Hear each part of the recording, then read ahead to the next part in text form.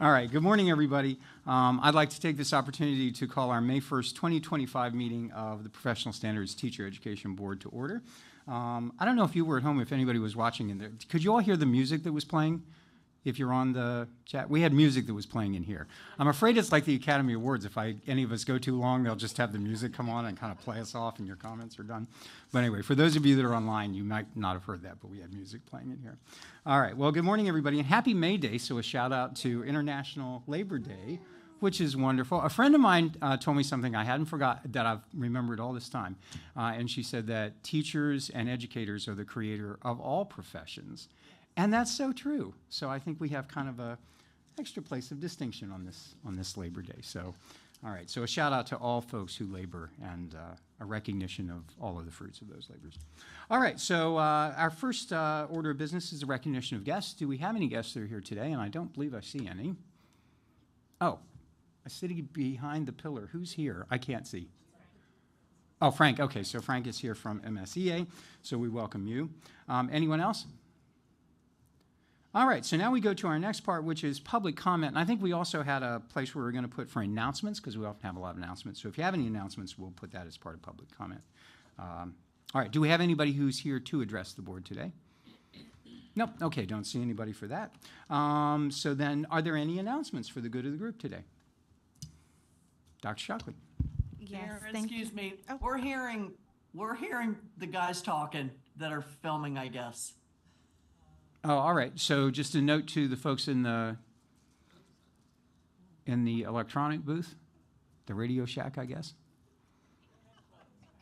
Are you still hearing it? Now we can't hear anything. I think you were both coming through the same speaker, and we don't have any visual either. Just an FYI. Okay. But on YouTube, it's playing. So. Okay. Yeah, we need the MSDE camera turned on. Yeah. So if we can get the MSDE camera turned on. And they're working on it. All right, so we're going to pause until I get to go. Yeah, we could hear you guys the whole time you were trying to set up stuff. Okay.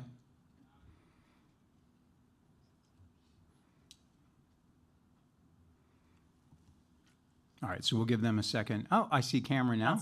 That's much better.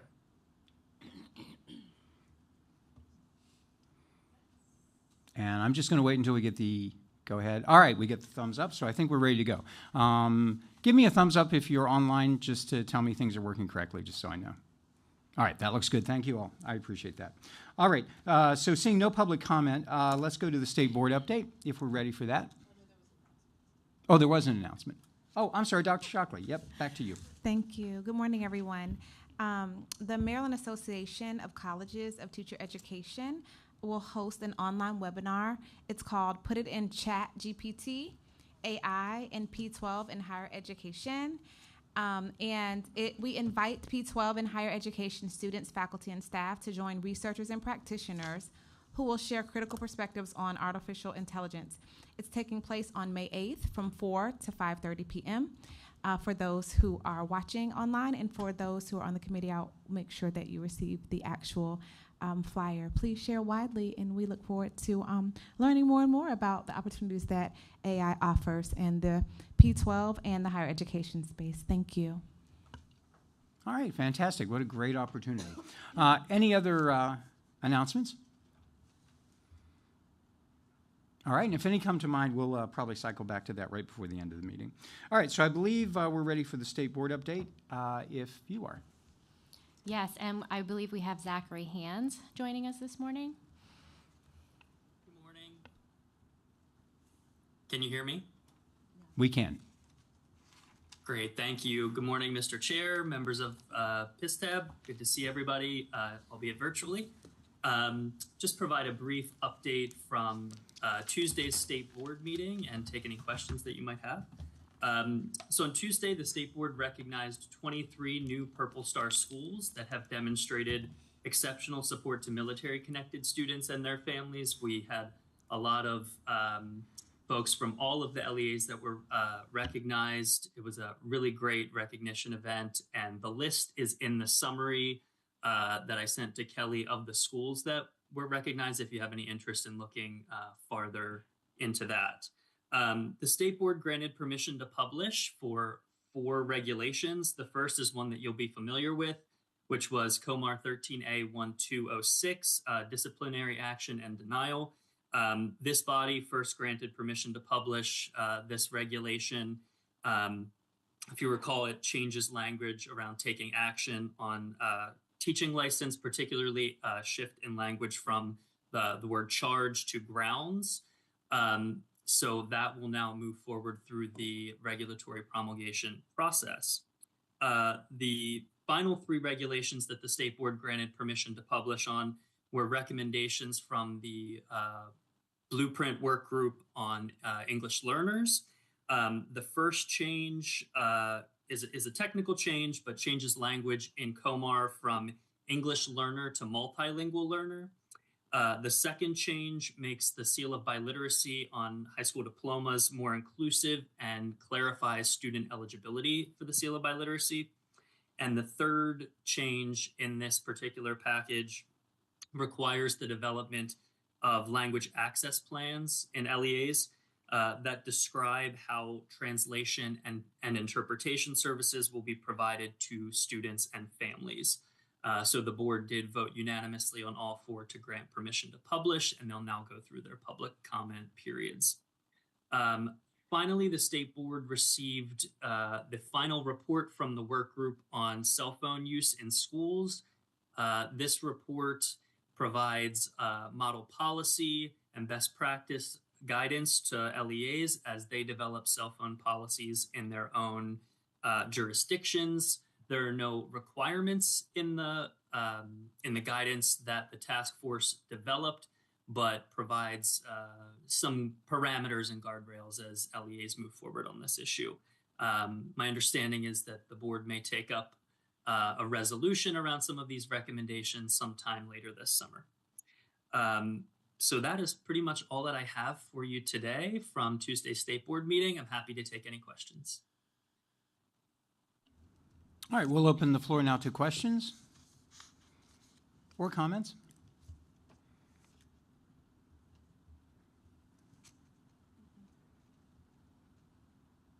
All right, I don't see any. Thank you so much for the update. We appreciate that, Ms. Chance. Thank you very much. All right, moving on. We now have the legislative update, and I think I see Maddie ready to go. Welcome. Hi there. Good morning, everyone. Thank you, Chair. Thank you, members. I also have a short update this morning. So last month, I went through the 3 different bills related to PSTEB that made it to their opposite chamber. Those bills were House Bill 888, which was the initial teacher qualification bill, House Bill 986, which was a retention program bill, and finally the crossovers of House Bill 1025 and Senate Bill 845, which created the clearinghouse program. Now, only one of those bills ended up passing and will go to the governor for his signature, and that is House Bill 888, the initial teacher certification bill. And as a reminder, this bill says that a nationally accredited program can create their own portfolio-based assessment, which will qualify someone for initial teacher certification here in Maryland. That will go to the governor for his signature, as I said. As far as the other bills that we had seen go to the opposite chamber, we are planning to come back to the legislature next year and advocate once again for the clearinghouse program bill. But as of right now, only one of those will go into law this year. All right, any questions? Yeah, that's all I have for you. Yeah, that was short. Maddie, do you have any idea when the governor is slated to sign 888?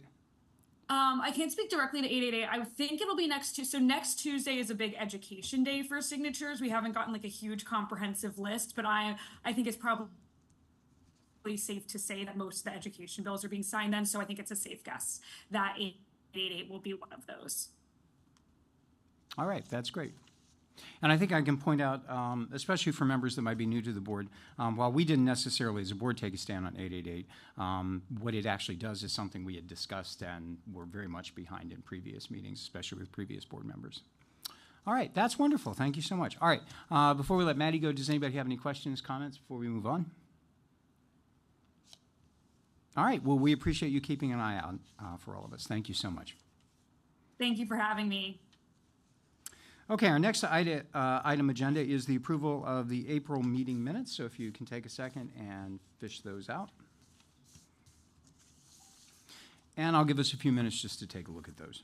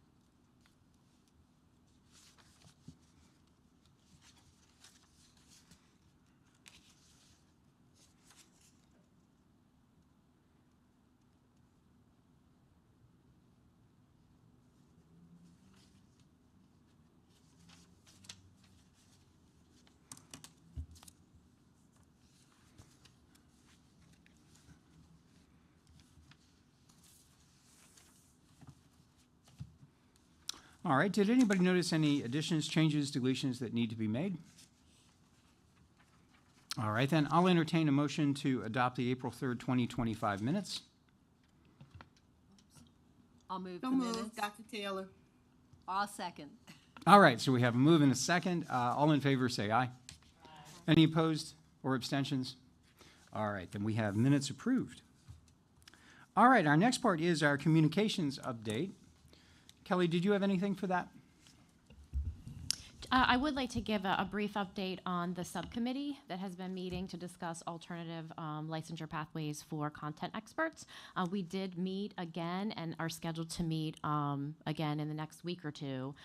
So we do not yet have a final recommendation for the full board, but we are working hard to get one for the June meeting. All right, so we'll keep that in mind as we set future agendas. Anyone else with any updates for communication?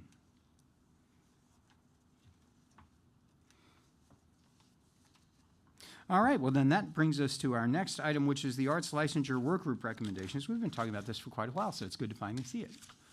All right, so Kelly, I'll yield to you if you want to take us through that. You've got a set of slides. They were in print over on the table as you came in, and I know those were sent out electronically.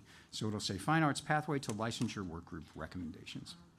If we could just give, we're a little bit ahead of schedule. Yep. And I'm expecting Ms. Devereaux, the Director of Comprehensive Arts Education, and she will present along with Ms. Fitzpatrick. If we could just give them a few minutes, please.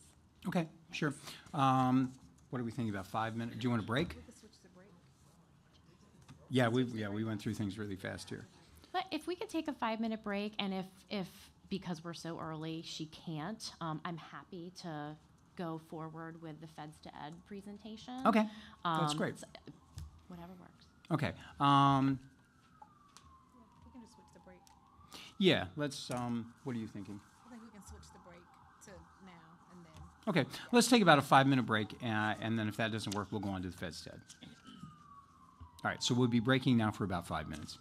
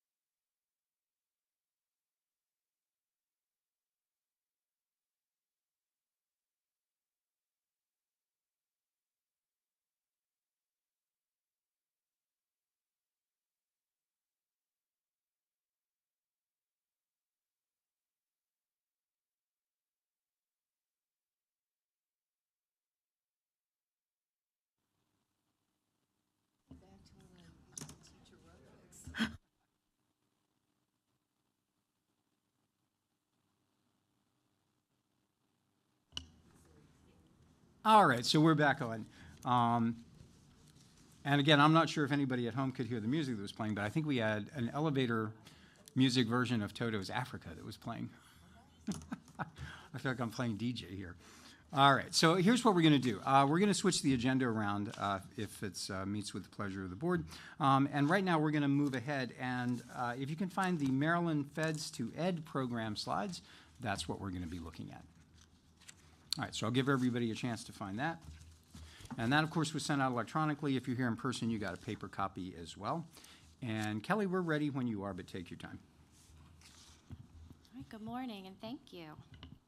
So I am pleased to provide an update on the Feds to Ed initiative, which, as I shared last month, is a recruitment initiative that focuses on former federal workers who have been recently terminated from the federal government. So today what we're going to do is we're going to start with just a little bit of context and data. I'll talk about the recruitment and preparation initiatives that we've been engaging in, talk a little bit about how to support these individuals once they enter the classroom, and then end with some next steps. So as a reminder, on February 28th, 2025, Governor Moore announced a series of actions to help Maryland residents impacted by the federal workforce terminations. And specifically, he charged the Maryland State Department of Education in partnership with the Maryland Higher Education Commission, the Department of Labor, and the Governor's Office for Children with developing a plan to support these individuals and recruiting them into the educator workforce. And we did submit that plan on April 14th.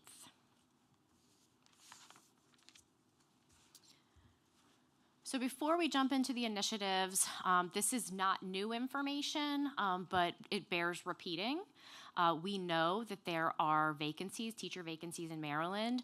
In order to really understand the current landscape, rather than relying on our first day of school vacancy data, we did ask our LEAs to submit a special collection on March 13th. And thank you to each of the LEAs that were not prepared for this request, but honored it. And so now we have updated real-time data, and we can see that there are still 1,627 teacher vacancies across the state. And as you see here, all but 3 of our districts did report vacancies as of March 13th, 2025.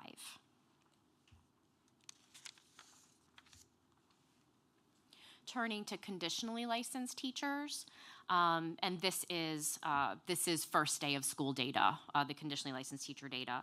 We can see that as we often see, challenges vary widely across the state from district to district. That is not something that is unique to Maryland. We see that across the country. You can see that some of our districts have as high as 17% of their teacher workforce are conditionally licensed teachers.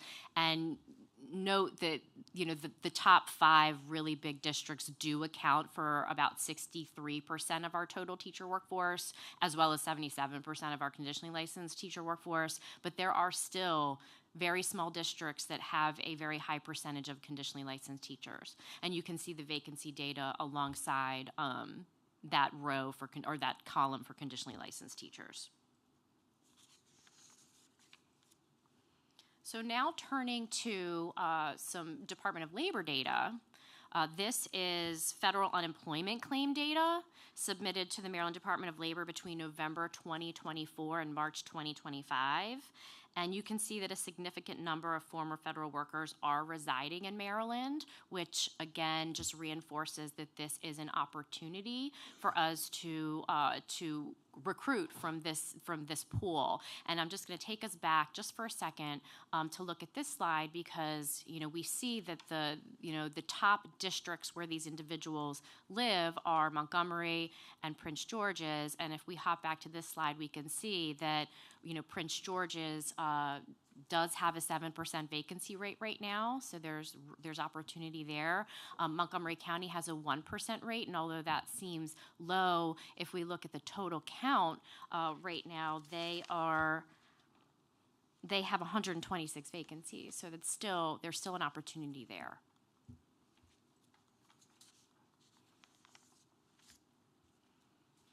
Now, the blueprint does raise the salary for teachers to $60,000 starting July 1st, 2026. We did want to analyze, what are these federal workers making in their last role? And we can see here that, as we suspected, many individuals would have to take a pay cut to come into the teaching profession. And so that is why it is so important that we ensure that there are no unnecessary barriers when it comes to teacher preparation and licensure. As a reminder, our districts are able to hire career changers as long as they have a bachelor's degree. And how this could potentially look at the local level is they could come in on a provisional contract and be issued a conditional license and enroll in a traditional program, or they could be employed in a district that has an alternative resident teacher program, and they're issued a resident teacher license. So these two licenses are available for individuals who have not yet been fully prepared to teach, to get them into the classroom as soon as possible. And then there's also, as this board is familiar with, there is the adjunct license. It's something that's rarely taken advantage of, but I do kind of just want to lift it up here because it could be also a potential avenue for this particular pool of recruits. It is a part-time license. It's meant to be a part-time license, and it was designed for individuals who are experts in their content areas and who aren't interested in a full-time transition to teaching, but would like to come into the classroom. So that is also an option for our districts who would like to recruit these types of individuals. Now, turning to some of the things that we're doing here at the agency and across the state, I think I shared with this group last month that we have expanded our teachmaryland.gov webpage. There is a landing page right now that is dedicated to federal public servants with information about that conditional license, about what alternative programs are in Maryland, where to find that information. We'd really like to expand what we've already done to the website. I'll talk a little bit more about that in a moment. We are also planning to attend recruitment fairs hosted by the Department of Labor across the state in partnership with our LEAs to really just spread the word. We will definitely be using our social media platforms to articulate the full value of becoming a teacher, which means not only talking about the fiscal rewards, but also those non-monetary benefits, such as career stability and the ability to shape children's lives. So staying on that for a moment, we saw the slide on the analysis of salaries. So again, the non-monetary benefits are critical with recruiting this population. This graphic, developed by the New Teacher Project, describes what they call a teacher value proposition, and it's defined as the collective set of factors that shape teachers' experiences, including, as you can see here, the mission and fit, working conditions, total compensation and rewards, and opportunity for professional growth. So again, those in public service may be likely to be attracted to a mission-driven career in teaching, which is why it is so critical that in our marketing and outreach efforts, we really emphasize these benefits. Now, there are financial incentives that exist right now. These are all managed by the Maryland Higher Education Commission. We have the Teacher Fellowship Scholarship, the Workforce Development Sequence Scholarship, and more recently, the Student Teacher Stipend Program, which was part of the Governor's Educator Shortage Reduction Act of 2023. I will also call out that the Teaching Fellowship Scholarship grant application window is still open, and that is on our website.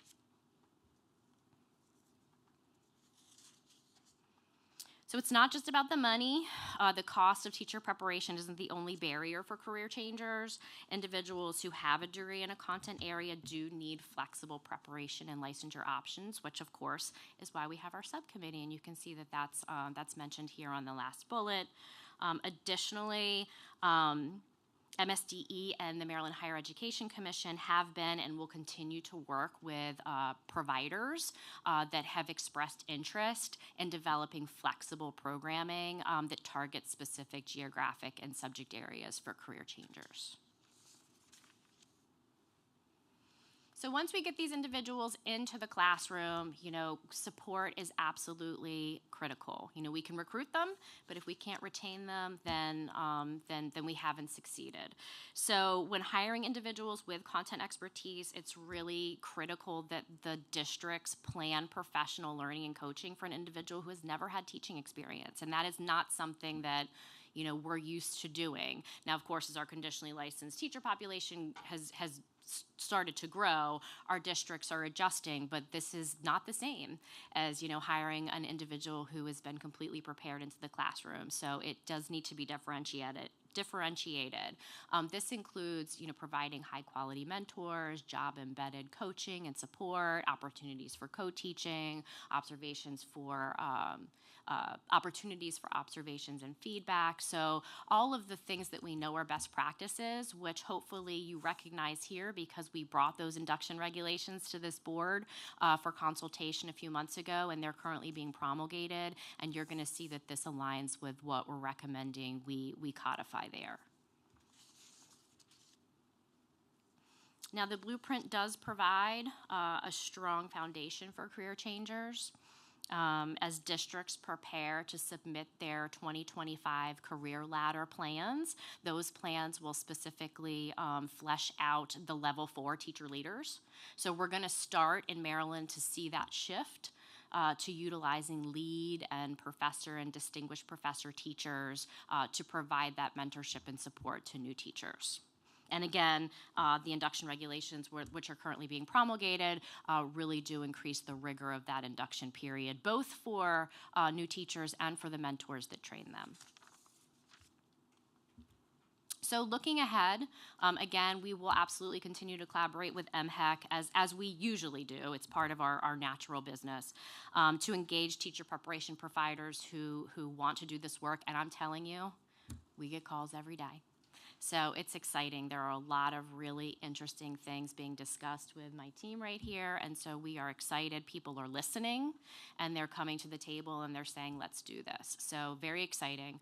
I had mentioned that we want to continue to enhance our website. Specifically, we're looking to develop a searchable directory of teacher preparation programs. Right now, we have something static, so we'd like something a little bit more robust for our users, and we'd like it to include a tool that helps them self-identify like what subject areas fit best for their content expertise.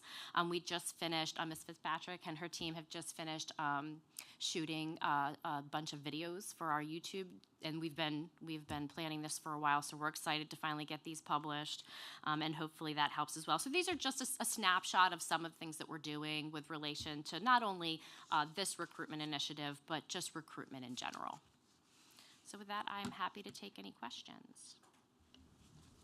All right, so I'll open the floor to questions, comments. And thank you for a great presentation. We appreciate that. Sure, Karen.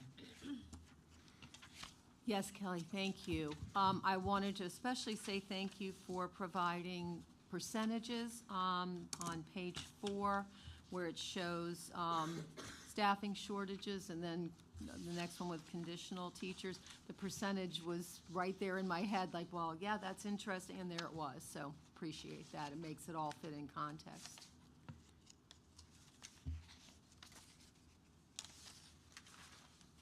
Anyone else? Sure, go ahead, Karen. I did just think of a question. So as you were, because I'm kind of in a marketing aspect for another line in my life, and so it sounded like you all kind of applied or thought those through. So can you just kind of go through the process of the thinking as you were putting this all together? Are you referring to what I would refer like a campaign, the campaign? So I can speak from my lens. We are partnering with our Office of Communications. So when it comes to marketing, I'm not the best person to answer that question. I don't know all the ins and outs. I do know that when we, just in general, because we've had the digital recruitment campaign for several years now, and so we do work closely with the Office of Communications in the Division of Educator Effectiveness.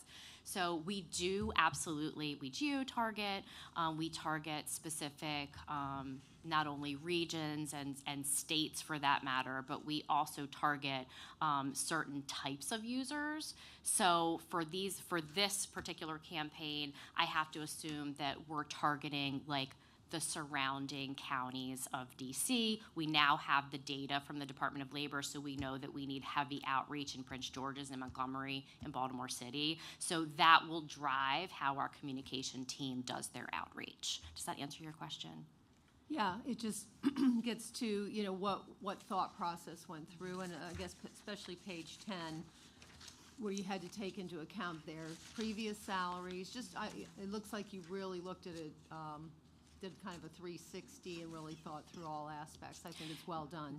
Thank you. I appreciate that. And I have to say that we worked together with the Department of Labor, we worked with the Higher Education Commission, and we worked with the Governor's Office for Children on this. So this is an absolute multi-agency collective effort that you see.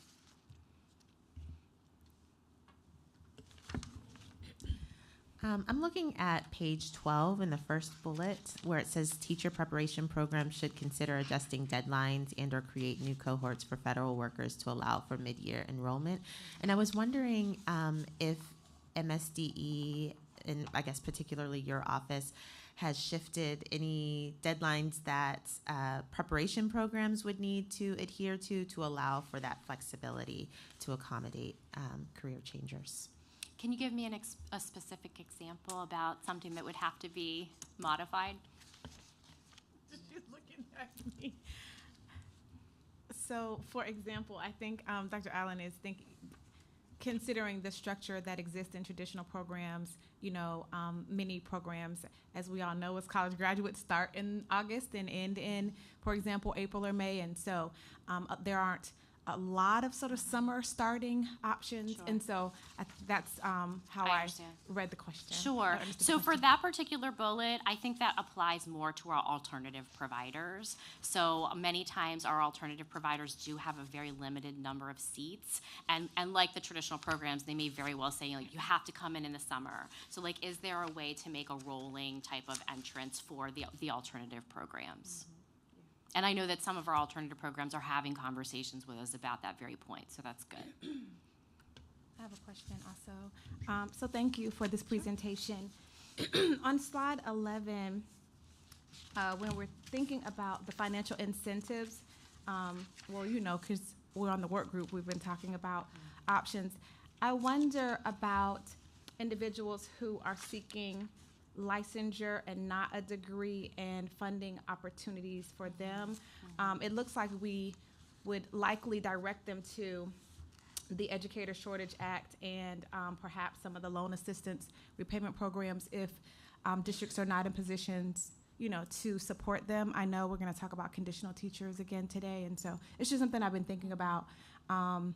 We don't want them to take a pay cut and absolutely have to pay, and so just thinking about options for that, and I'll take this conversation to other entities as well, but I just think it's something we may want to consider. Certainly a viable group if there's interest to come into education, but I'm also wanting to you know, make sure that they are transitioning into a role that they can see themselves in long term. Absolutely. Anyone else? Hi, I have a question from the virtual void. Is there a scenario, I'm thinking about, you know, and the slide mentioned, and I appreciate that many workers who might be considering this aren't going to show up in Department of Labor unemployment assistance because and in particular, I think in this unique situation, we have a lot of workers who might be on paid administrative leave at the moment and sort of in that limbo space. Are there scenarios in which a candidate could be hired and in a classroom in the fall of 2025, but not start pursuing licensure until the school year 26-27 calendar, meaning they could then essentially retroactively apply for a resident program or start a licensure program that might have an earlier deadline than when they initially are hired? Yes. So although not ideal, it does happen. It happens now. an individual sometimes just has to get their legs underneath of them before they're ready to hop in and enroll. It's going to be the most difficult for our special educator candidates because they have such a short timeline. But all the other licensure areas, they can come in, and let's say they come in on a provisional contract, they get a conditional license, and then they make a plan to enroll at the beginning of the next cohort, and they end up spending a year in the classroom, which is going back to that ongoing support slide. It's why that support in the classroom is so critical, because we know in reality that you walk in the door and most of the time you don't enroll immediately. It takes some time to figure out what's best for you, the program that's going to best meet your needs. I was a conditionally licensed teacher. It took, I understand what it took to figure out which program was best for me. So absolutely, Ms. Bacon, that is an option. One more question. On slide 9, you shared that the MSDE will join the Department of Labor at some of their recruitment events. Pardon me. Obviously, I'm inspired to ask, given that you will be in the DC area, and there's that College Park town that's nearby, and I wondered about opportunities for IHEs to join that effort. We would certainly be happy to, and so whoever the person is, you can just tell them we say yes, whoever it is. Okay, thank you. Thank you. I appreciate that. Anyone else? I was struck by slide 10, and it occurs to me how important working environment actually is. Because I think that's come up a lot for the entire time I've been in education. We've talked about teacher working conditions, and oftentimes people go, and then it goes on to the next thing, and you assume, well, teachers will just make the best of it, won't they? And working conditions are extremely important now because it's one of the only incentives that we have, particularly with this group of people. So I just kind of wanted to say, isn't that ironic? But it is worth paying a lot of attention to, working conditions. Teachers talk about, well, the teacher workload is enormous, and if that's not, that's going to show up now. So I did think that was interesting. The other thing I wanted to share with you, we talked about the Teach Maryland website. A friend of mine who is a potential career changer came over a couple of days ago, and it was sort of a sit at the dining room table and let's go on and I'll walk you through.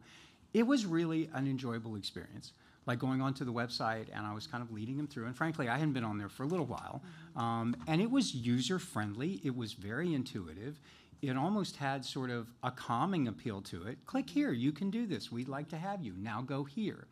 Where I did notice the experience, and this has probably nothing to do with you, is that there's a great page that you have that takes you now to the HR pages for every LEA. When you hit that, and we started to explore different things, you often get a very different user experience when you get there. Because you click on that, and all of a sudden, there's 15 different links here, and you're like, which one do I click next? And that one leads you to another page with 12 different links. And that can be, and I'll be honest with you, I was sort of like, yeah, I'm not quite sure what we click now.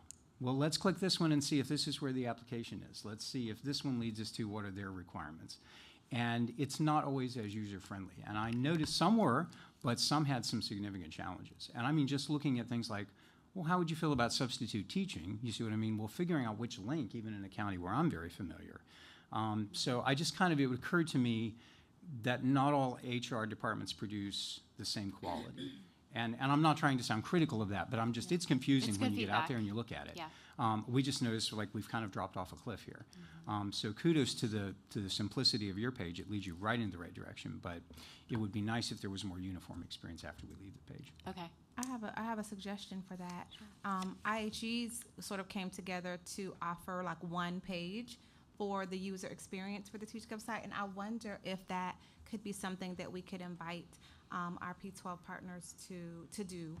Certainly everybody's on the list of wanting and needing more high quality teachers, and so perhaps that would be an option for, even if they don't change their whole website, but if they could point users to a page that their HR director or their superintendent would greenlight for this purpose. I bet they would appreciate having that with that feedback. That's what we did. We just basically came and said, because we have a gazillion websites, right? We said, so this is the one we want you to go to. And I think it helped the user. So that's just a Yeah. suggestion there. Yeah, and I think that's great too, because what we discovered was we could usually find pretty quickly, here's kind of what the qualifications are for the LEA. But then, where's the application? Yeah. Oh, is it here? Is it there? Is it here? No, this one leads you to this page with 4 more choices, and then it's here. Yeah.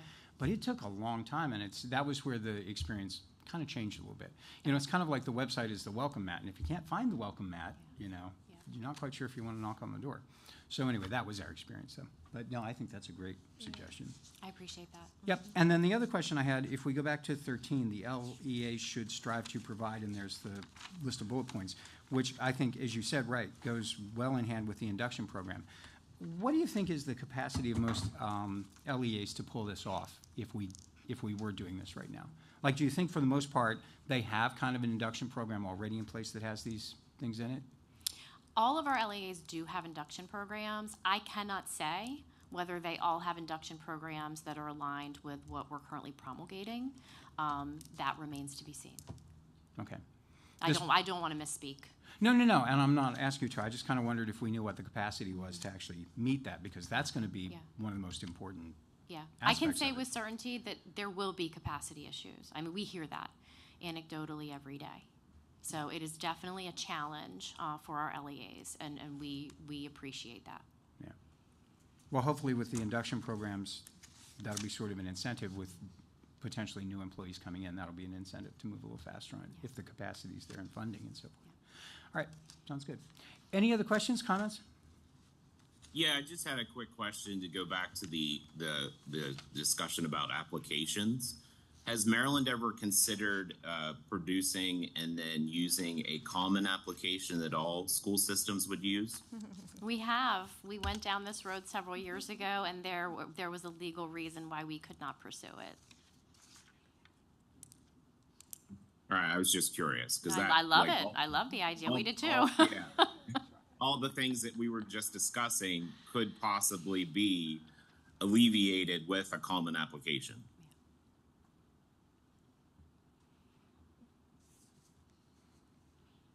All right, anyone else? All right, well, once again, Kelly, thank you so much for a great presentation. That's, it's very inspiring. All right, so let's see. Now, are we at a point now where we're ready for the arts work group recommendations, or do we want? Okay, so we are ready. All right, so we'll move on to that. And again, you also got a print publication for that. It's also sent out electronically. Fine Arts Pathway to Licensure Work Group, set of recommendations. All right, and welcome, Ms. Fitzpatrick. We're happy to have you.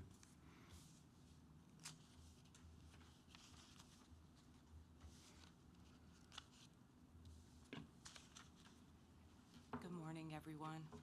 Let me move this a little bit closer. Good morning, everyone. Good morning. I have Miss Lizzie Devereaux with me here this morning. She is the Director of Comprehensive Arts Education in the Office of Teaching and Learning, and she was my partner in the Fine Arts Work Group. I do want to preface things this morning and just say we do not have the regulatory language this morning. It has to be reviewed by legal, but we're hopeful.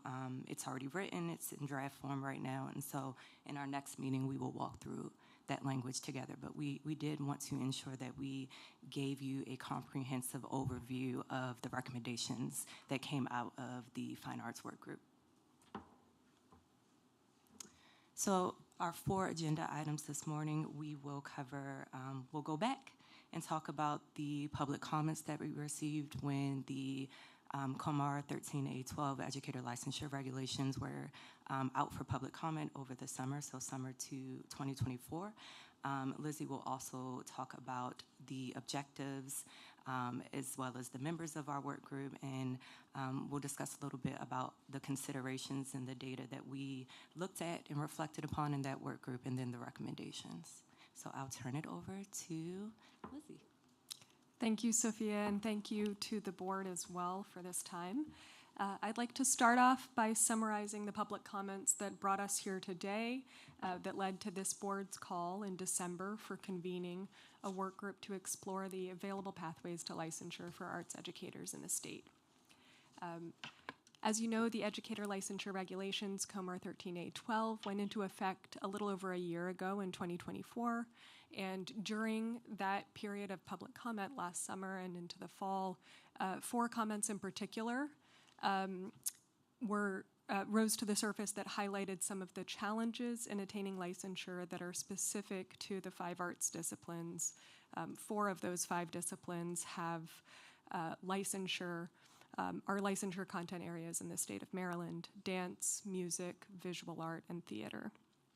And I know that you had a chance in the December meeting to review those public comments and had some active discussion about them. The comments spoke about the limited availability of traditional pathways, especially for certain arts disciplines in the state, such as dance and theater. They also really pointed to the near non-existence of alternative pathways that are specific to fine arts in Maryland. And they brought, I think, really into powerful stories and scenarios in some of the comments, the impact of eliminating the transcript analysis option for arts educators in the state. And that creates, yet another barrier in a content area that has for multiple years faced teacher shortages and continues to face teacher shortages going into next year. Another highlight in the comments really spoke to an ongoing need for support for conditionally licensed teachers, which I know crosses content areas, but I hear this frequently from my arts supervisor points of contact across the state. I think Sophia last meeting in April mentioned that it's just 7% of conditionally licensed art teachers currently. However, that is really highly concentrated in a few LEAs, and so that need remains quite strong. And so the work group convened in February. We began meeting. We met 4 times, consisted of 16 members. This included our team, which included myself as well as Mateen Milan, the coordinator of comprehensive arts, members of Sophia's team. Sophia really facilitated excellently during our time together, and we had arts education stakeholders from across the state, from across different types of geographic areas in the state, across arts disciplines, as well as representing higher education, nonprofit organizations, and our statewide arts advocacy organization as well. So we had a lot of voices and a lot of expertise representing a lot of different needs, diverse needs within the state. And our objectives as a work group were really to review where we are now, what are the current licensure pathways for teachers in the state. Many in the work group are very familiar with those and are actively supporting teachers and hiring teachers each year, and so we're able to bring a lot of on-the-ground insight in the current licensure pathways for teachers and the current challenges faced in those pathways. And we were also charged, of course, with making recommendations to this board for filling any gaps in needs for those educators. Thank you, Lizzie. So I wanted to get into some of the factors that we considered as well as the data that we looked at while we were having discussion in the work group and thinking about how we can, bridge some of those barriers right now for our art, dance, music, and theater instructors. So some of the things that we explored first were opportunities to amend the current regulatory language to further options for professional licensure for our arts educators, and that includes the current licenses. And so Kelly mentioned earlier in the PSTEB presentation looking at that adjunct license. That was something that we explored as well. So where could we amend some language? Additionally, we looked at the current pathways, as Lizzie mentioned, and then also the former routes to certification in COMAR 13A educator certification. So these are the regulations that were repealed and replaced by COMAR 13A 12 educator licensure, and if it would be appropriate to reinstate any of those routes or amend them. So that took a lot of our time. Because a lot of the public comment that we received was discussing the elimination and the limitations that are present with transcript analysis for these educators. Lastly, in addition to reflecting on those public comments, we took some time and really explored if there are alternative routes to licensure specifically for fine arts educators in other states. There weren't many. Unfortunately, the only ones that exist are have occupational experience, which already exist in our regulations for specialized areas of fine arts. So we saw some routes to licensure that were very similar to that. But then we took a look at some alternatives in states for individuals who have content expertise. So maybe they teach in higher ed, maybe they are educators, arts educators in the nonprofit space, and how can they utilize that occupational experience in a PK through 12 classroom. And lastly, I just want to elevate some of the data that I mentioned last time I presented in our meeting last month. So currently we have about 4,700 licensed art, dance, music, and theater educators in the state. So this is conditionally or professionally. Those are the amount of educators that are licensed right now in fine arts.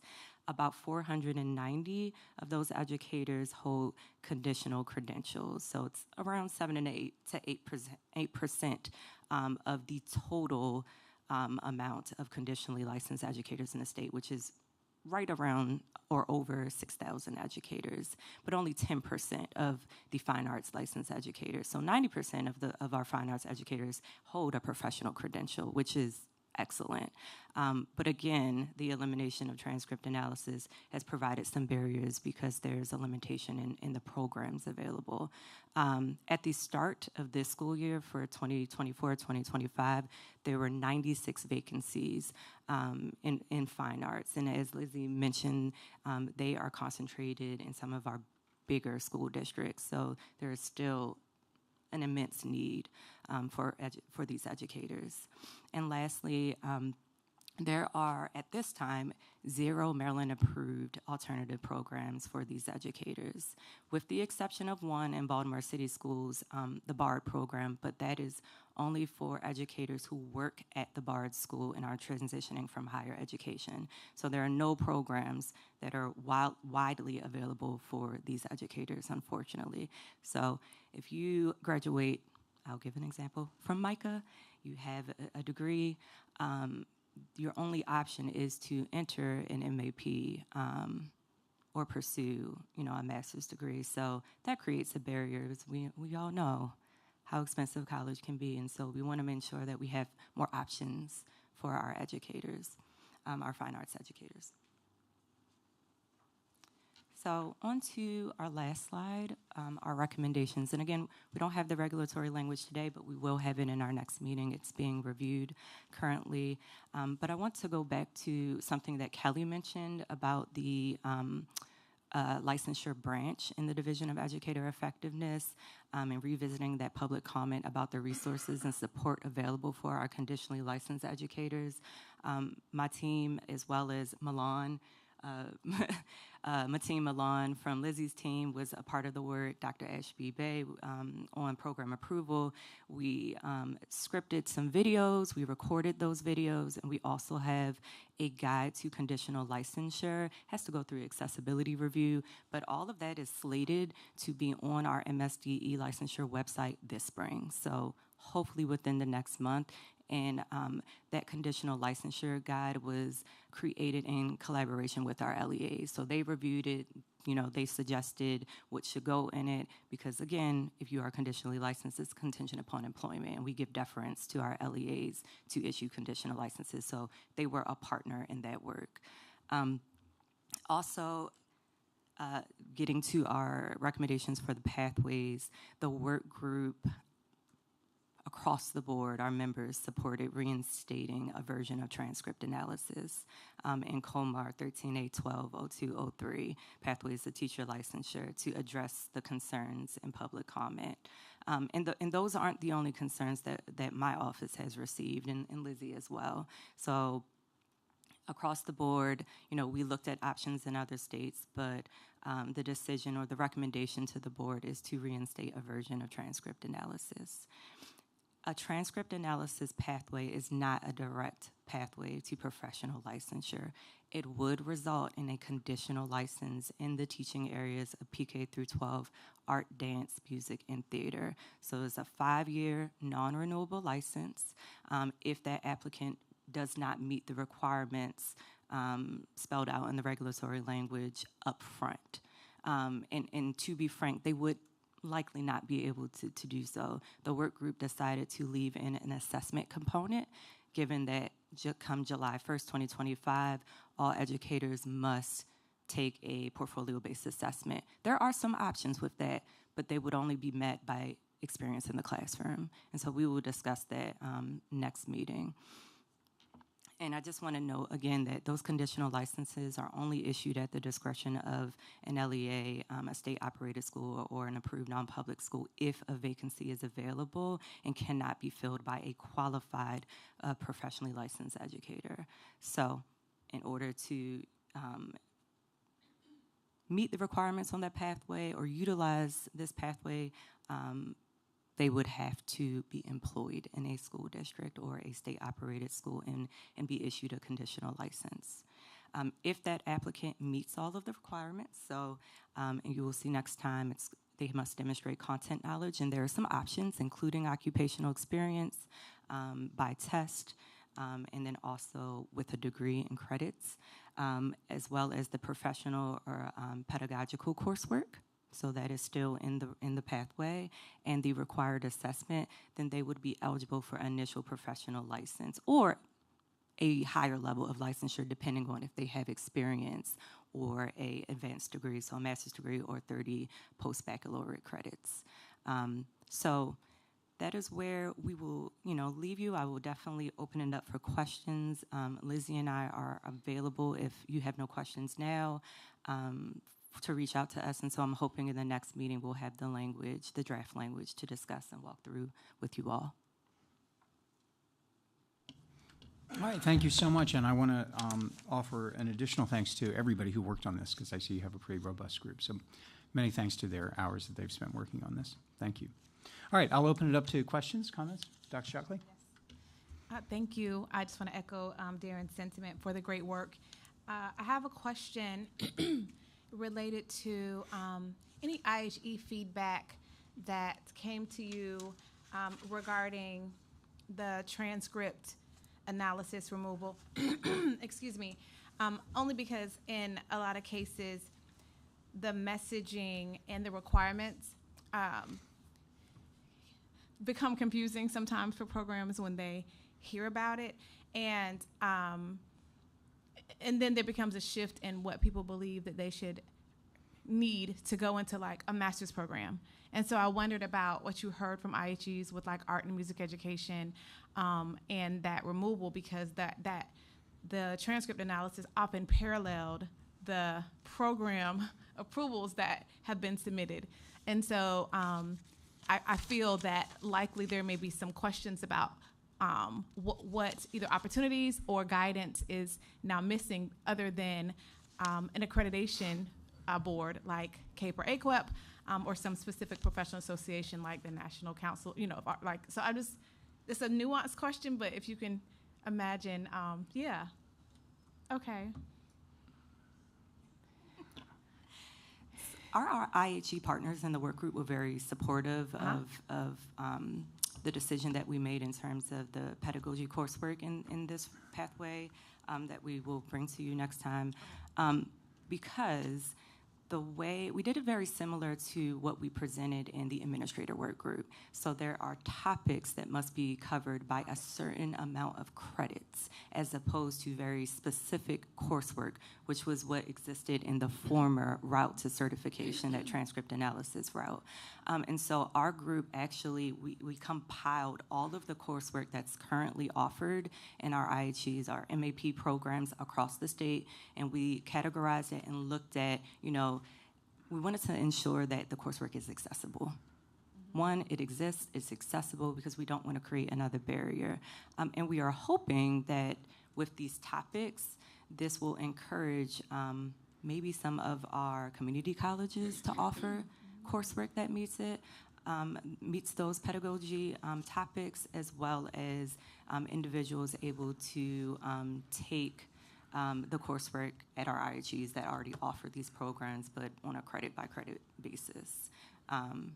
So I don't know if that answers your question, but... Yes, it answered. And for the record, the IHE that I know most closely is Thrilled. I just, wanted, that was sort of a broad question, so thank you. Thank you, Dr. Shackley. I think I just wanted to sort of reinforce that there was a really active and shared sentiment across the group of the importance in terms of equity of access to the classroom. That was just a high value in the group, and I think that was supported by that discussion. And that the changes don't require anything from an IHE program that is already approved, right? Because it's changing on the regulation side. So they don't need to do anything. Is that correct? That's correct. Thank you. Mm-hmm. All right, anyone else? Kelly? Sure, just a couple comments. One, great work. Thank you. Just wanted to let everyone know, since we did have that special collection in March, we're now at 164 vacancies as of March 13th of 2025 in those fine arts areas. All right, that's good. Actually, updated. one more thing, Sure. Chair Hornbeck. So what we'd like to do is bring you the language, the recommended language next month in regulatory form, but not in the true regulations. And the reason that I want to do that is because if this board decides to pursue this route, it's a significant change to the structure of the regulations, and we need to figure out how to do that. And I want to be able to do that without waiting. So let's let you see the meat of the recommendations, because I'm looking at them and I know this board is going to want to discuss them and potentially, offer suggestions for tweaks. So let's do that in June, and then based on that, we'll decide, is this another pathway? Do we change a different chapter? So there are some options that we will need to explore. Okay, I think that's a great idea. That was sort of my next question. Could we start to see some language as to what this might look like? I had one question. You had 16 members, so you had MSDE, IHEs, nonprofits, arts advocacy groups. And not to put too fine a point on it, is it fair to say that all of those groups were in supportive of the recommendations? Like, did you reach a unanimous conclusion on these recommendations? Yes, sir. Okay, that's great. That helps us as we go forward, because we know that there's a lot standing behind it and people are lining up. Okay, gives you some ammunition, I think. All right, sounds good. All right, anybody else? All right, well, wonderful. Thank you again for all the time and working on this. We so appreciate it. With the number of vacancies rising, it's certainly something we need to address. So thank you so much for some very timely work. Thank you for having us.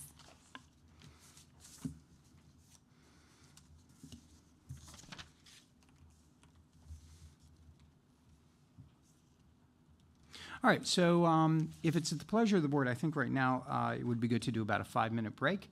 Then we'll come back and we have a data discussion. We'll set our June agenda, and looks like we'll probably maybe adjourn early. If you didn't get a chance to look at the data that Kelly shared for the next part of the presentation, it's quite interesting. The board had requested that, and I was very happy to see it. So I think there's going to be some rich discussion about that. All right, so let's take about 5 minutes. We'll do a break. Maybe take a look at that data if you haven't done so already, and then we'll come back, let's see, about 10... I'll tell you what, let's say 10:55. That'll give us a 10-minute break.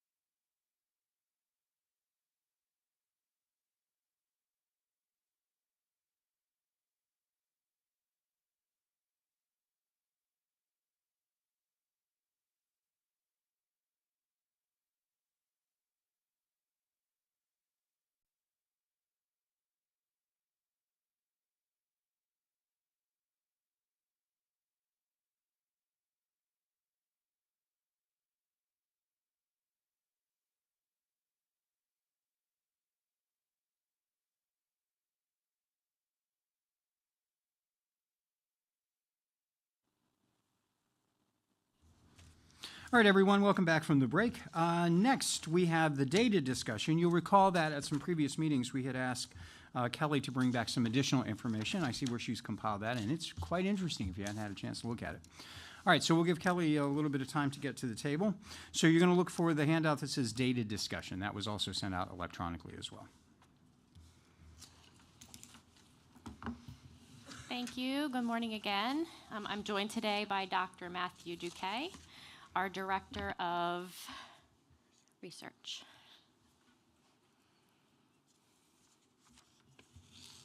Thank you. Good morning. So, as you mentioned, we have a few data topics to share. One is around conditionally licensed teachers and their progression to a professional license.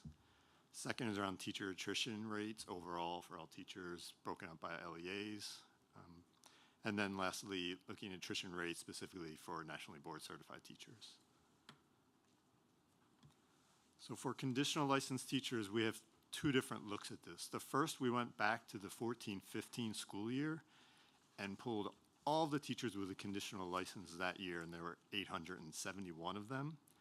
And then following them across 10 years after that, what were their outcomes? So it was either they could still have a conditional license, which is represented by the blue bar. They earned a professional license or better, represented by the orange section of the bar. And then if they left teaching altogether for any reason, specifically in Maryland public schools, I should say, because that's what we see in the data, that's represented by the green portion. So here the bar graph shows of these 871 teachers, 2 years after that first year, almost half of them had earned a professional or advanced license. But if you follow that orange section across time, that really only increases by a little bit, and then it starts to decrease. And what we see is a larger percentage of these teachers leave teaching. So that green bar gets bigger when it gets up to 60% of them had left 10 years later. For comparison purposes, we looked at the same year, we looked at the teachers with a professional or advanced license that were newly hired without prior experience. And there were over 1,800 of them in that same school year of 14-15. And what you see over time is, in comparison, if we go 2 years out, we see 16% had left teaching. We see an increase in that every year. It varies somewhat, but it's around 5 to 10%. And then when we get to their fifth year, we see about a quarter of them had left teaching. So that was one look going way back. So it allows us to look at 10 plus years of outcomes. Then the second look is more recent, but it only provides about 5 years of data. So we did the same thing. We went to the 1920 school year where we had over 2,300 conditionally licensed teachers and see how they fared over the next 5 years. And what we see is, so in comparison, 2 years later, less than a third of them had achieved professional license. And remember, for the earlier cohort, that was almost half. So it is a lower, but we must consider the context here is different because we get into 2021 and 2022, we're talking about COVID. So not only do we have the extensions for conditional licensure, but we also have the labor market where there are less opportunities, right, for teachers to get different jobs. So we do see lower percentages leaving in those first few years, but we do see that climb up when we get into 2024 and 2025. Almost half of them had left teaching. And we do see, in comparison to that first cohort, the blue sections exist longer because of these extensions. So out into the fifth year, we still have almost a fifth of them still with a conditional license.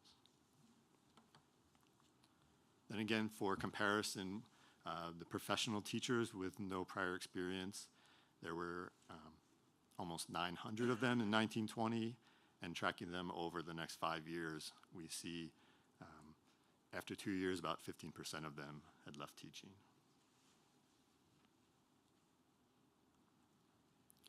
The second question is around teacher attrition disaggregated by LEA. So the percentages you see here range anywhere from 8 to 19%. And what those represent are the percentage of teachers from the prior school year, so that'll be a 23-24 school year, that did not return to teach in the same LEA in Maryland in 24-25. And this is based on our fall staff collection, so it's from an October time point in 1 year to the October time point the next year. So we see a lot of variation, but the overall LEA average for the state is about 10.5% for comparison.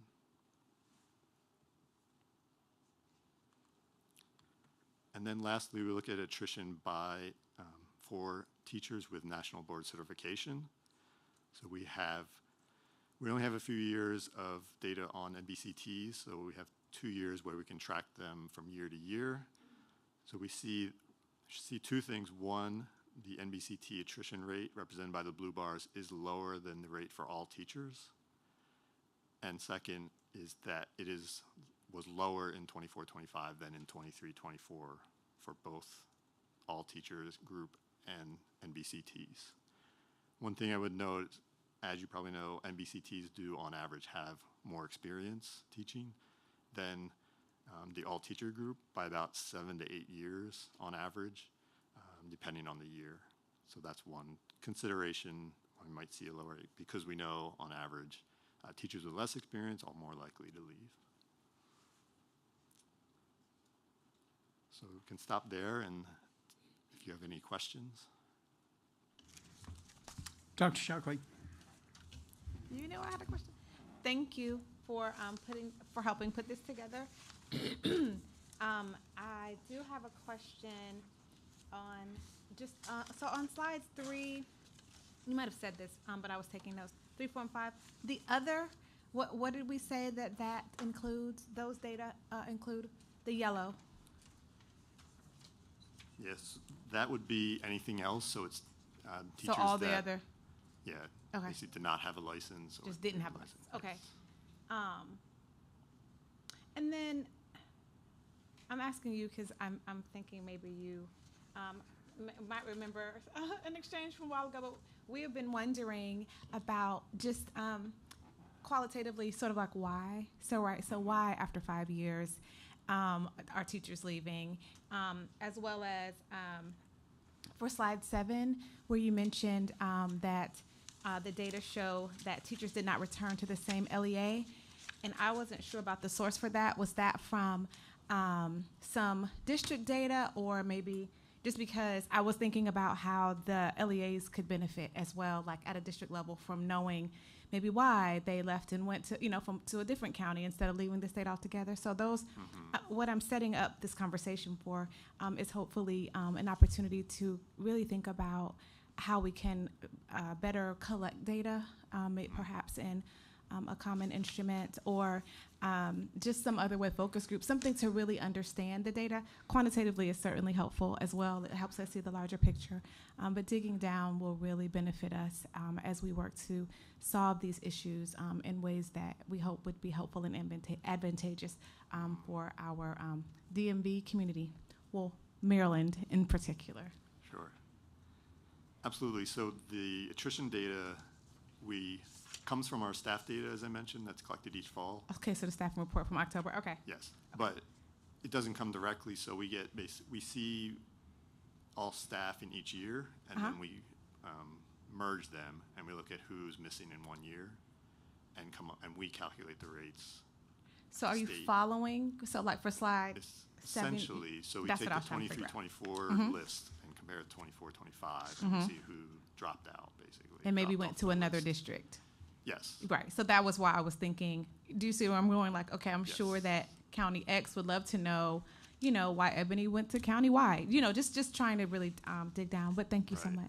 And so I'll say the staff data do include reasons, but it is limited because we've looked at it in the past, and essentially we ask, which it comes from the LEAs. It's limited in that it's a majority of them are unknown reasons. Exactly. And- We and remember then the within report. unknown, it's other or the other way around. Yes. So we do have some, but it's very limited. And I think even then, it's the reasons are like left for another job, left for the military, marriage, and so on. Not specifically like I hated my job or something like that. Sure. Well, we'd love to know if they hated their job, right? Like, so that's the kind of thing we would love to know. But we're not getting Yeah, like if I could, I just want to challenge that thinking for a little bit. Not that I'm suggesting it's wrong, but I think a lot of times when we do exit surveys, left for another job, decided to pursue, went to another county. That's what they did. That's not why they did it. That's what they did. And what I consistently see us using is a mix-up of that language. Our exit surveys usually are showing what you did. It didn't say why you made a choice to do it. And that's where I think we're missing a fairly important layer of data here. Because, when I look at this, and I'm certainly not blaming the messenger, of course, but this is pretty terrifying.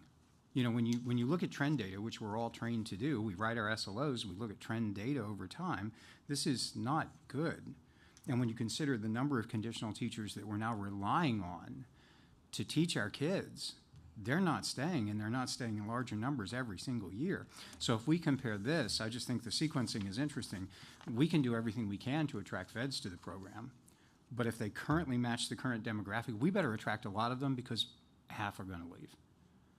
So, it kind of begs the question, yes, we consistently look at, and rightly so, the amount of teachers coming into the profession, which can be pretty scary. And I think we went through a period of time where we blamed COVID, but everybody knows when you look at the data, people were not going into teaching well before COVID. About 4 or 5 years before COVID hit, we knew we were going to go off the cliff just because we didn't have teachers coming in as freshmen. Then COVID hits, it gets worse.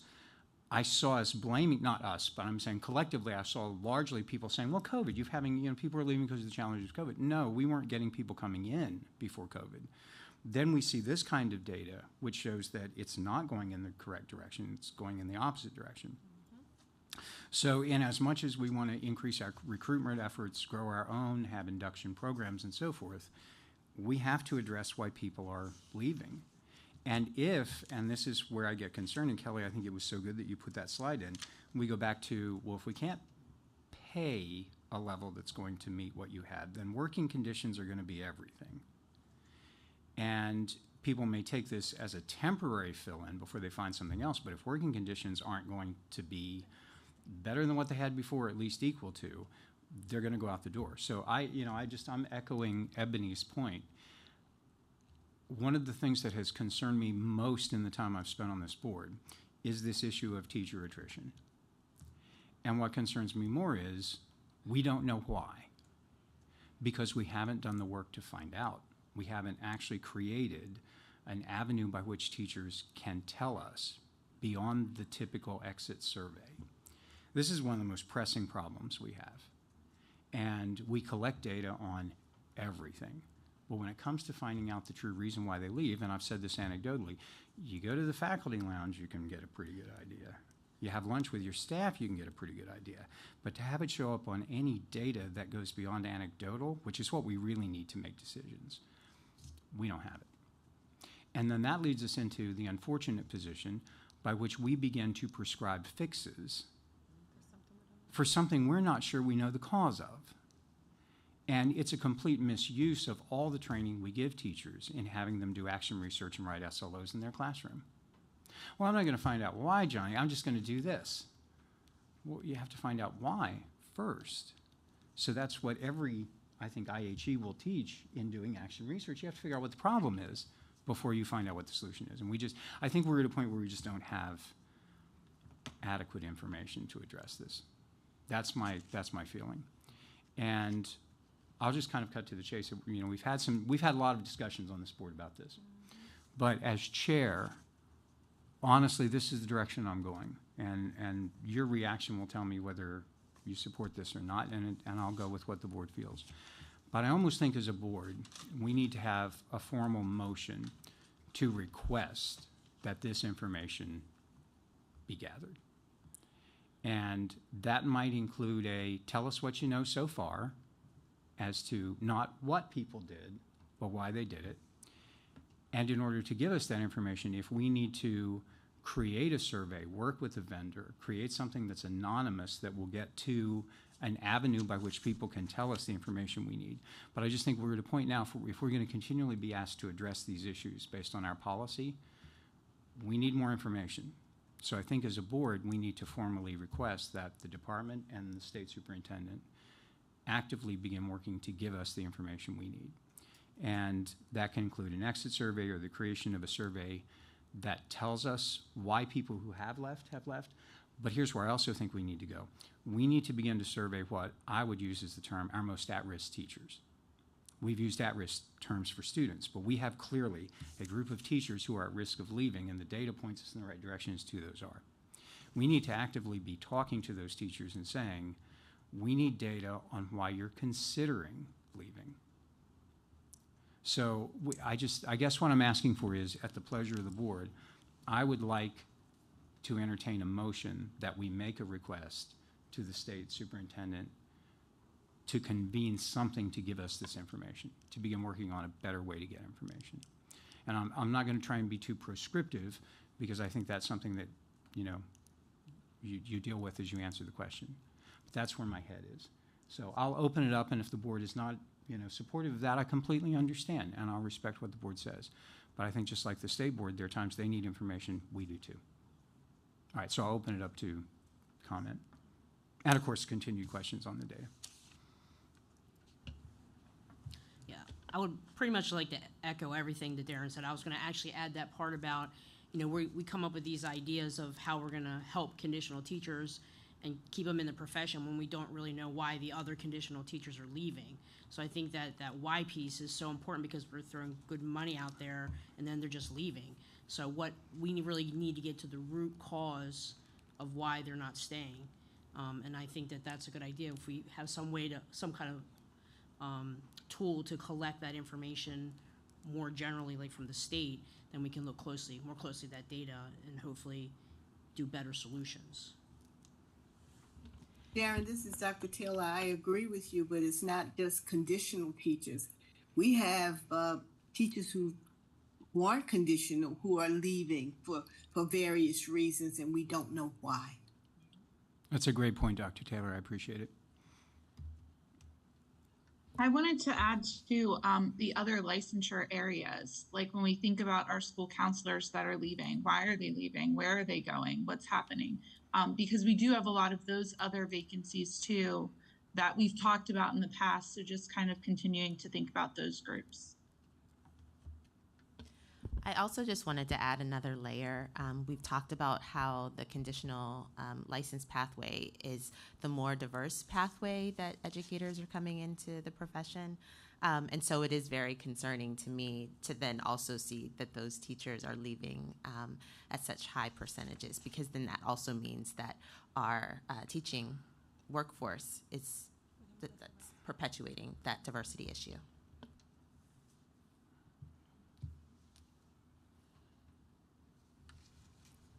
I've already commented. That's the only reason I'm not adding. I appreciate that. All right. Any other comment? Oh, go ahead, Ms. Yoho. Sorry, I'll just weigh in. Yes, as boards of education, this is information that is we're constantly seeking. So I just wanted to weigh in that everything you said is correct. All right, well then, I think the read on the room then, hearing no one in disagreement, is, could because I'd like to formalize it. So I would like to entertain a motion that the chair and I draft a letter or request a meeting with the state superintendent, and also probably our counterpart with the State Board of Education president, to formally request that we create some kind of instrument by which we can get a better handle on this information. So I will, and again, I want to be very careful in not trying to be too prescriptive, but I think what we're really asking for is just an avenue by which we can get good information. And I don't think it's there, because I think if it was, we'd have it. So again, I'm requesting a motion from this board to request the creation of a system by which we can gather information about teacher attrition and empower the chair and I to meet with our counter board president and request a meeting with the state board president. Can you hear me? This is Kim Moore. I would love to offer that motion to formally ask that we request of the state superintendent to create an avenue to gather information on why all teachers, not just conditional teachers, but all teachers are leaving the profession. Trying to make a Dr. friendly Taylor, I amendment. will second that motion, but I would say it's not all teachers, educators as well, because we're talking about counselors. Excellent point. Okay, so seconded by Dr. Taylor with that addition. Any further discussion? Do you agree with the amendment? I agree with the amendment. Thank you. All right, thank you. Do we need to say that it should be disaggregated by race? I think that can come back. I wouldn't be don't opposed to think that. so. Like I say, I want to be careful, not that I'm against that, because I think that's such a great point. It's terribly important. I just don't want it, because obviously we don't want to be too prescriptive with the motion, because we're going to leave out certain things. So I wouldn't want someone to say, well, they didn't add that, so you see what I'm saying? So in my opinion, it's sort of better at this point to leave it vague, and then we could kind of begin to work more on that. So that's my thought. All right, any further discussion? Yes, Darren, it's Cheryl Dyson. Good morning, everyone. I just wanted to piggyback on what Ms. Yoho said. That was an interest of the board in Frederick County several years ago when I started, right after I started. And so we do have an exit interview that asks the reason for any staff member. Our challenge has been, it's really up to the employee leaving whether they decide to complete it. And it's up to them whether they check the box or say other as to the reason they're leaving. So I think this is a great idea, so that, because we had to make that exit survey up, so it would be great if we had a consistent survey around the state so that we're all using the same format and can compare that data across our districts. Thank you, I appreciate that. And I think the anonymity is a key ingredient of that. The person has to be able to provide feedback without being identified as to who they are. All right, any other discussion? All right, all in favor signify by saying aye. Aye. All right, are there any opposed? Any abstentions? I abstain. Okay, and so we have an abstention from Kelly Meadows. Can you Right. repeat the motion one more time, please? Yeah, and I don't blame you for asking. Do you want to try? Yes, okay, okay, that sounds great. Yeah, the originator of the motion should restate. So the motion is to request the state superintendent to create an avenue to collect data from educators on the reasons why they are leaving the profession. And yeah, I guess that's about it. That they create it. It's not push on to the LEAs, but that the state is creating something. Because the LEAs already have stuff that they do with that.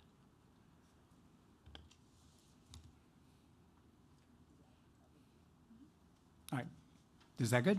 I got it. All right, sounds good. Thank you very much. All right, any additional comments about the data that we're seeing? Just out of curiosity, what does MSDE think might be the issue that the attrition just seems to keep going up? I mean, is there, and again, I'm not trying to put folks on the I spot. think it would be inappropriate for me to try to answer that question. Okay. All right. Is there a division within MSDE that tries to answer the question or look at that? Like, I realize your division looks at data. Does it produce any interpretation of the data as to reasons why? Not in terms of reasons why, no. Okay. Is there any group within MSDE that attempts to produce interpretations of the data and So- surmise why? To be clear, and I think the motion kind of speaks to the absence of the information. So the information that we've presented previously, which you saw, it frustrated all of us. You know, there's a lot of this is what they've chosen, but we can't define exactly what that is. So for us to extrapolate from that information, I think would be inappropriate. Okay, and I understand that completely. I think that's an extremely satisfactory answer based on what I was looking at. Again, it's sort of like we don't know because we just don't have an instrument that drills down deep enough to tell us. I think the closest we came, and I'm not saying this is what we should bring back by any means, but the closest in my experience has been the TEL survey, which we did work with the New Teacher Center to create embedded in those questions, which were required of staff, predictors of teacher turnover that across the board and throughout the country had proven to be pretty accurate. So there is some scientific research that's being done by a group of many organizations I've read about where asking certain questions and having key working conditions in place can be a predictor that's pretty accurate of teacher turnover. We're just not generally collecting it anymore. And I think it's risky. You know, I'm just going to be honest. Teachers have learned when we started to introduce the SLOs and we started to ask teachers to do action research, we learned that we had to stop being afraid of data that might reveal inadequacies in our practice. In other words, I might need to begin to do research that will tell me where my weaknesses are as a teacher. And I might need to be courageous enough to let that be known so that I can produce better teaching. And we've all learned to do that level of introspection. It's part of every teacher's evaluation, their effectiveness. What I think we need to do is now begin to do it as a system to help us answer this question. Because, and forgive me for sharing this, but in the back of my mind, having taught 30 years, if I go back to No Child Left Behind and its introduction in 2003, I think whether we wanted to or not, based on large numbers of outside forces, we've taken a ship and we've crashed it into a couple of icebergs. And we've created some pretty big gaping holes in the ship, and then we've crashed it into a few more icebergs along the way. And right now our concern is that the sailors are jumping off the ship. And it looks to me as though, anecdotally, what we're trying to do is, can we get more sailors to take their place? Without quite realizing there's a reason they're jumping. And then I think we've also, because we're not focusing on what the hole might be that's sinking the ship, we've come to the conclusion is that each sailor just needs more professional learning. If we can just give that sailor more professional learning, they'll stay on the ship, won't they? Well, that might not be the reason that they jumped. I'm going to tell you, if you give me a classroom of 38 students and you give me 16 IEPs, no level of professional learning will give me the level of success I deeply want in my heart for that kid. And we put teachers in those positions all the time. I would love to see just state-level data collection on how many classes we're running out there with 38 students in it. I'd love to see state-level data that tells us every single classroom by which you go over a certain percentage of IEPs crowded in that same classroom. There's data we're not collecting. And it's integral to telling you why people are leaving the ship. And no amount of PL can correct that. So we need some courage here to have introspective data at the same level we've been asking teachers to gather it. That's what I'm asking for. And I think anything short of asking for a new instrument to do that, we just don't have it. We have to have it. So if our board continues on, we have to have some information to guide us. And the problem is the only information we have is anecdotal, and that's not good enough. So that's kind of where this came from. Okay. All right. Melissa, thank you for waiting. No problem. That was great. I did think about, while we were talking, there's an annual climate survey that MSDE sends out and all of our LEAs have, all of our educators take. I wonder if some of those questions, some of that information that's collected doesn't help us start these conversations. I don't know that it doesn't, differentiate whether you're leaving or not necessarily, but to help get kind of a feel for how educators are feeling in our systems.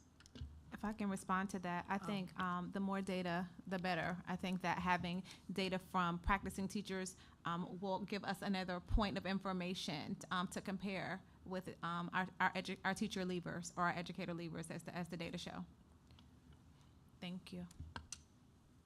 And I think these are all great conversations as we go forward. Like if we can agree we can get an instrument, then what should it look like? What kinds of things should be asking? Of course, those are things on down the road. But it's great that we're thinking about it now, I believe. I also think that the Maryland Longitudinal Data System as a unit may be able to complement this work, even though, you know, they're certainly looking at more quant data. The researchers on that team have a skill set that I think could complement what our MSDE partners will offer, if that would be of interest.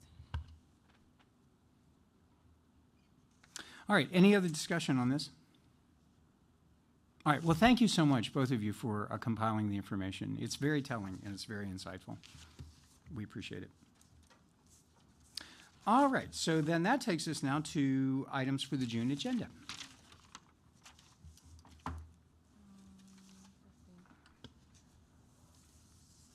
And Kelly, I'll give you a second to settle back in. If you could walk us through what maybe you already have for that. So aside from our regular items, I have a potential, this is tentative, final recommendation from the subcommittee. If not, at least an update with some further information, maybe a little bit of meat, but we'll work hard to try to get you a final recommendation. So that's tentative. But then the regulatory language for the ARCH transcript analysis pathway we'll bring back.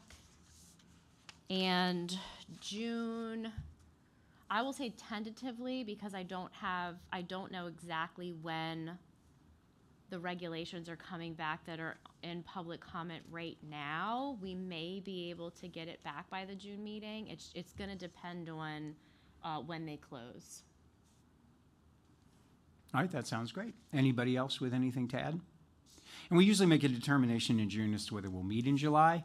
So we'll kind of need to do a little bit of a survey as to what we have on our agenda, where people are going to be traveling, availability, and so forth, because oftentimes we don't meet in July. All right, anything else to add?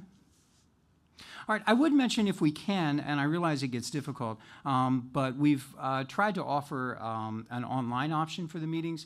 Let's just kind of remember that meeting in person is more the, I think it's more the advantageous way to go. For the longest time, this board did not have an online agenda, you know, by which you could log on. And then as we started to see the challenges with COVID, and we went completely online and so forth, and now we offer it at virtually every meeting. But what I am starting to see that concerns me a little bit is our in-person attendance drops. And I think for the kind of work that we do, if you can be here in person, that's the preferable way to meet. So just a little bit of encouragement. I mean, we certainly don't want to not offer. There are certainly times for travel, and we come from various parts of the state is there. But if you can make it in person, it's certainly, the chair and vice chair and I were just talking about that. I think it makes for a better meeting. Yeah. So anyway, in other words, feel free to come into the meeting. There's great music, and there's excellent food. So many reasons to fight the traffic and get into Baltimore if you can make it. That being said, if you can't, I completely understand. Don't forget there was the financial disclosure statement. I think the deadline for that is passed, but if you haven't done that, definitely do it. So go on, better late than never.